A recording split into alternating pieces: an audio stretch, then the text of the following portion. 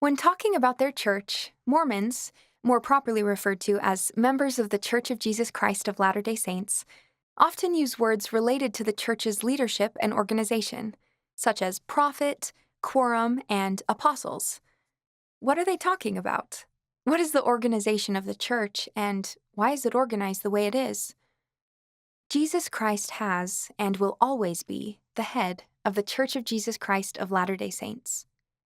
The basic organization of the church has remained the same for thousands of years, with small updates along the way.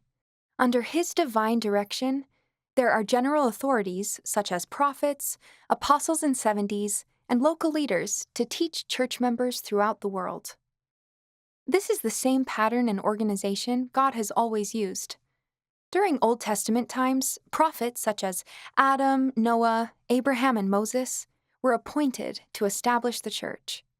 These prophets gave priesthood authority to additional priests and teachers to help in the church. When Christ Himself was on the earth, He ordained 12 apostles and gave them the power and authority of the priesthood. He also appointed other priesthood leaders to assist the apostles. The Apostle Paul compared the church to a building, being built upon the foundation of apostles and prophets, Jesus Christ Himself being the chief cornerstone.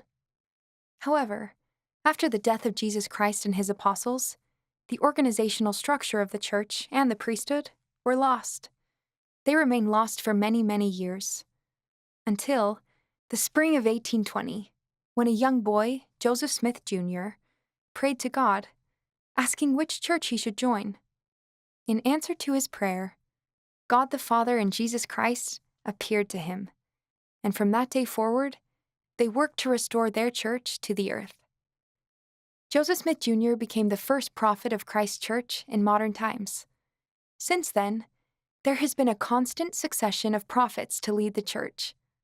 The living prophet on the earth today is Russell M. Nelson.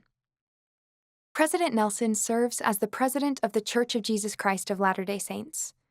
He is assisted by 2 counselors, making up the first presidency, and a quorum of the 12 apostles, just like the 12 apostles Christ ordained during His personal ministry. There are also other general authorities who support the first presidency and the quorum of the 12 apostles, including the quorums of the 70. In addition, there are also presidencies in place for general church organizations, such as those for children, women, youth, and gospel studies. With more than 16 million members of the church worldwide, a lot of local leaders are needed to bless Heavenly Father's children in over 160 countries and territories where the church currently operates. On a local level, the church is organized into congregations called wards and branches, and groups of congregations called stakes and districts. The general organization of the church is duplicated on a smaller scale within each congregation, with leaders working in presidencies designed to support individual members and their families. In reality, the whole structure and organization of the church are designed to help communities, families, and individuals come closer to Jesus Christ, who sits at the head of the church. Jesus Christ, at the head, leads His church through prophets and apostles, just as He has done since the time of the first prophet, Adam. And He does this because He loves all mankind. The organization of the church is one of His tools to help everyone experience true happiness and to live with God again. Now you know.